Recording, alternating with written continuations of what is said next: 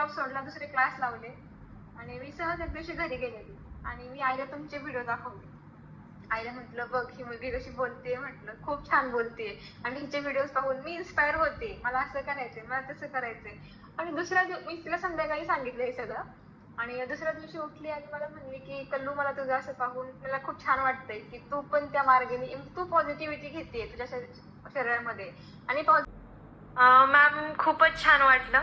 म्हणजे लाईफ मधल्या खूप सारे अशा क्वेश्चन्सचे आन्सर यामध्ये मिळून गेले.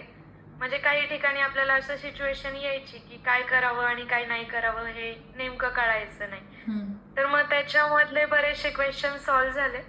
तर खूप छान वाटलं आणि तुम्ही खूप छान प्रत्येक गोष्ट सांगितली, म्हणजे विथ एक्झाम्पल सगळी थेअरी एक्सप्लेन केली. त्यामुळे क्वेश्चन न विचारता पण काही गोष्टी कळत गेल्या. म्हणजे बऱ्याच वेळा होतं की आपल्याला कळतं की काय करायचं, पण नेमकं कुठून सुरुवात करावी, कशी करावी, असे काही डाऊट्स येत राहतात. तर ते डाऊट्स तसे सॉल्व्ह झाले. तर मग खूपच छान वाटलं. Thank you so much. आणि तुम्ही खूपच छान काम करताय, म्हणजे एकदम फ्रेश काम. म्हणजे ऍज अ टीचर म्हणून मलाही थोडंसं वाटतं जेवढं जेवढं चांगलं शिकायला भेटलं एवढं खूप होतं, पण आज खूप वाईट वाटतं. अक्षरशः असं हृदयातून असं जवळचं कोणाला तरी आपण सोडून चाललोय, काहीतरी असं मन भरून आलं. हे खरंच आहे का नाही, कमी पैशात म्हणजे एवढं नॉलेज नाही कोण देत. एक चांगली गोष्ट तुमच्याबद्दल. आणि तुम्ही एवढं थोडंसं आत्मीयतेने सांगत होता, फक्त थोडस थोडा टायमिंग असं वाटतंय की ते 1 तासाचे लेक्चर त्याऐवजी खरंच डेली 2 तासाचं लेक्चर असतं तरी चाललं असतं.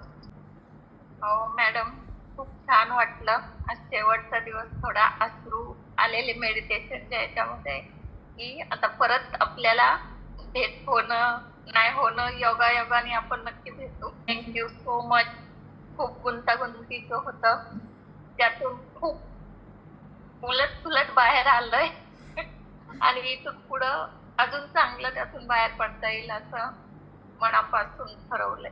हा मॅम, सगळ्यात आधी म्हणेल तुमची स्माइल खूप गोड आहे आणि बोलणं एकदम प्रेरणादायी आहे, लागवी आहे, दमदार पण आहे.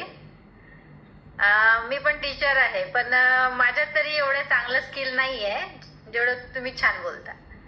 आणि तुम्ही आम्हाला बाळांनो म्हणता, वास्तविक पाहता तुम्ही आमच्यापेक्षा लहान आहात वयाने पण तरी खरंच तुमचं बाळ असल्यासारखंच वाटतं, कारण आम्ही तशा चुका करतो लहान मुलांसारख्या, कळत नसल्यासारख्या. आणि बराच फरक पडलेला आहे. जसं आता मला तरी वाटतं इथं जेवढे आम्ही जॉईन आहोत सगळे कुठल्या ना कुठल्या मानसिक तणावातले आहोत. आणि मी तर भयंकर तणावात होती आणि माझ्या अगदी योग्य वेळी तुम्ही मला सापडल्या. मी शोधत होते कुठे माझं मानसिक म्हणजे समाधान शोधू बा म्हणून. तेवढ्यातच अनायासे मला हा क्लास जॉईन करायला मिळाला आणि खूप खूप खूप फायदा झाला मॅम. थँक्यू. मी पर्सनली खूप प्रॉब्लेम शेअर करणार होती तुमच्यासोबत, पण ती वेळ पण माझ्यावर आली नाही, कारण सगळे प्रॉब्लेम ऑलरेडी सॉल्व्ह होत गेले तुमच्या सांगण्यामध्ये. Thank you so much. आणि बरंच आधार मिळाल्यासारखा वाटतोय. छान वाटलं. ग्रेटफुल. आणखीन सोबत हवी पुढे असंही वाटतं आहे. कुठंच नाही, कुठं नाही जात, इथंच आहे. आणि तुमचं एक वाक्य परत, चूक बरोबर असं काही नसते, सगळ्या परिस्थितीचा खेळ असतो.